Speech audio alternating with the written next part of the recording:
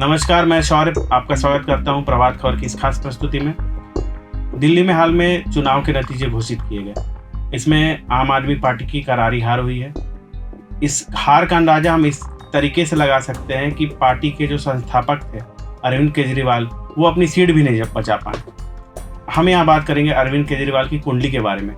हमारे साथ जुड़े हैं फॉर्च्यून जेम्स एंड ज्वेलरी के डॉक्टर पीके गुप्ता जी, जो खुद वास्तुशास्त्री हैं, ज्योतिषाचार्य हैं और लाल किताब के विशेषज्ञ हैं। तो डॉक्टर साहब, हम जानना चाहेंगे कि अभी फिलहाल जो अरविंद केजरीवाल जी है, उनकी कुंडली में क्या योग चल रहा है? जो उनको शिकस्त मिली है, जो हार मिली है, उसका कारण क्या है? जो हार हुई वो ग्रह दशाओं के चलते हुई, इस पर हम चर्चा करेंगे। लेकिन एक भी चीज आप जान के रखिए कि अरविंद केजरीवाल का जो जन्म हुआ था कृष्ण जन्माष्टमी को रात्रि 12 बजे के बाद, माने 12:30 में जन्म हुआ था। 16/8/1968 को हिसार में, जो गांव का नाम था शिवानी। तो कुंडली के अनुसार उनका नक्षत्र जो है भरणी नक्षत्र है और मेष राशि है। इनकी कुंडली में शनि नीच का है और मंगल भी नीच का है। शुक्र केतु भी शत्रु राशि में बैठे हुए हैं और अभी गुरु में राहु लगा हुआ है। आगे शनि की महादशा 19 वर्ष की लगेगी। तो अब इनकी कुंडली में सबसे बढ़िया बात यह है कि 2010 में गुरु की महादशा इनको लगी और वो गुरु की महादशा में ये उत्तरोत्तर तरक्की करते गए। चूंकि इनके कुंडली में गुरु 4th हाउस में बैठा हुआ है और सिंह राशि में है। 4th हाउस जो होता है वो गाड़ी बाड़ी घोड़ा मकान जायदाद प्रॉपर्टी और माता का भाव होता है और कर्म भाव को सीधे देखता है। तो कर्म भाव में पूरे हिंदुस्तान में अन्ना हजारे के साथ मिलकर इन्होंने एक ऐसा थॉट लाया कि जनता को लगने लगा कि साहब, हिंदुस्तान को अगर कोई आगे ले जा सकता है तो वो अरविंद केजरीवाल ही ले जा सकता है। ऐसा थॉट उन्होंने, और सचमुच में लोगों का झुकाव पूरे हिंदुस्तान में उनके तरफ हुआ। इस समय में जब गुरु की महादशा थी तो ये IAS का एग्जाम दिए और उसमें भारतीय इनकम टैक्स के लिए, रेवेन्यू सर्विस के लिए चुने गए, IRS बने और आयकर विभाग के बड़े पदाधिकारी बने। लेकिन उनका मन यहां नहीं लगा। फिर अन्ना हजारे के साथ मिलकर इन्होंने आंदोलन किया, क्योंकि इनका सोच कहीं और था और एक अच्छी सोच के साथ ही आगे बढ़ रहे थे और लग रहा था कि खूब आगे जाएंगे और जा भी रहे थे। लेकिन एक नई योजना लाए, जनता को क्या फायदा दे सकते हैं। तो जनता को बिजली, पानी, महिलाओं को गाड़ियों में फ्री और महिलाओं को हर महीना कुछ कुछ पैसा देना, ऐसी बहुत से क्रांतिकारी योजनाएं लाए और हॉस्पिटल अच्छा बनाए, स्कूल अच्छा बनाए और मोहल्ला क्लिनिक बनाए। ये सारी चीजें जनता के बीच में इनको एक बड़े स्टार के रूप में प्रस्तुत किया और ये आगे बढ़ रहे थे। लेकिन ग्रहों दशों का खेल देखिए कि जैसे ही गुरु में राहु आया, राहु शनि जैसा फल देता है। तो जब चुनाव के लिए ये लड़े तो चूंकि ये हठी भी हैं, क्योंकि राहु मंगल एक साथ है तो बड़े हट के कारक है।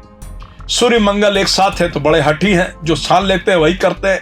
इनके हट के कारण बराबर इनका LG से तनाव रहता था, हर बात को लेकर झगड़ा रहता था। तो कहीं भी ये ढंग से ना तो काम कर सके और न कर पाए। योजनाएं बहुत अच्छी अच्छी लाए। इन्होंने कहा यमुना को पूरा साफ कर देंगे, नहीं कर पाए क्योंकि LG से इनका खटपट चल रहा था। तो इनकी कुंडली को अगर ठीक से देखा जाए तो अभी शनि की महादशा लगने वाली है, जो 19 साल चलेगी। अभी तो गुरु में राहु है, जो इनको इतने पॉपुलर होने के बावजूद चुनाव में शिकस्त मिल गई। दूसरी पार्टियों से इनका संबंध नहीं जुट पाया। कांग्रेस से अगर इनका मनमुटाव ना होता और मिलजुल के लड़ते तो शायद परिणाम कुछ और होते।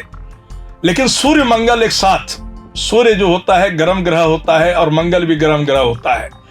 मंगल को सेनापति ग्रह कहा गया और सूर्य में तो तेज होता ही है। तो ये दोनों ग्रह एक साथ बैठे हुए हैं पराक्रम भाव में, तो विपरीत फल दिए और चुनाव में ये हार गए।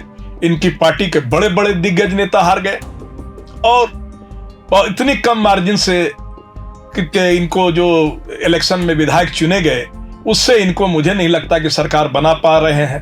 तो सरकार से भी गए, और अभी 19 साल की जो महादशा शनि की चलेगी वो भी कष्टकारी रहेगी, और गुरु में राहु होने के कारण इनको ग्रहण दोष लगा हुआ है।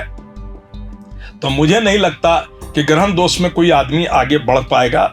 इसलिए मेरा इसमें एक सलाह यह है कि इनको अपना राजनीतिक प्रभाव वापस कायम करने के लिए थोड़ा मन को शांत रखना होगा और हनुमान जी की पूजा करनी पड़ेगी, क्योंकि शनि के दशा में हनुमान ही पूरे कलयुग में कारक देव हैं, और हनुमान जी को शनि ने वचन दिया था जो तेरी पूजा आराधना करेगा उसे कष्ट नहीं होगा। तो हनुमान चालीसा का पाठ करे, हनुमान जी को चोला चढ़ाए, तो चमेली का तेल और भाकड़ा सिंदूर का, और हनुमान जी को प्रश्न करने की जो भी विधि है वो करें। और इस समय समाज के निम्न वर्ग और गरीब वर्गों की सेवा करें तो इनका कष्ट कम हो सकता है, और राजनीतिक समझौता करेंगे तभी आगे बढ़ेंगे। सोचेंगे कि नहीं मैं अकेला ही पूरा हिंदुस्तान का बादशाह बन जाऊंगा, तो वो अभी ये समय नहीं है, क्योंकि तरह तरह के कष्ट आने का समय है। तो थोड़ा स्वभाव में नरमी रखेंगे तो ठीक है, नहीं तो पुनः जेल यात्रा हो सकती है। हो सकता है कि इनका समय बहुत विपरीत चले, नाना प्रकार के कष्टों को भोगना पड़ सकता है। इसलिए मेरा इसमें यही सलाह है कि 2012 में जो आम आदमी पार्टी की सरकार चुनाव जीत के आई थी, लेकिन कांग्रेस की मदद से 2013 में सरकार बनाए, फिर 14 के बाद से यह लगातार अपने ही बल पर सरकार और अच्छी सीटें लाए। 70 में 63 सीट कम नहीं होती है, काफी अच्छा बहुमत इनको मिला। और समाज का एक वर्ग जो है, जिसे अल्पसंख्यक वर्ग कहते हैं, मुसलमानों को यह समझाने में कामयाब रहे कि अगर मैं सत्ता में बीजेपी को आने से रोक सकता हूं तो सिर्फ मैं ही रोक सकता हूं। इसलिए लोगों का झुकाव मुस्लिम समाज का एक तरफा इनके तरफ गया और ये सत्ता में आ पाए थे। लेकिन इस चुनाव में इसके विपरीत परिस्थितियां इनके साथ चली और ये चुनाव हार गए और बीजेपी सत्ता में आ गई। तो पुनः अगर ये अपने समय को ठीक से गुजारेंगे, भगवान हनुमान जी और शनिदेव को प्रश्न करेंगे, तब फिर हमें लगता है कि समय सुधरेगा। अन्यथा हो सकता है कि राजनीतिक क्षितिज पे ये बिल्कुल पीछे चले जाए, मायावती वाला हाल ना हो जाए जैसा उत्तर प्रदेश में मायावती के साथ हुआ था। करीब करीब इनकी कुंडली उसी तरह से मिलती जुलती है। ऐसा परिणाम आने की उम्मीद है। नमस्कार। प्रभातखबर.com, विश्वास वही, रफ्तार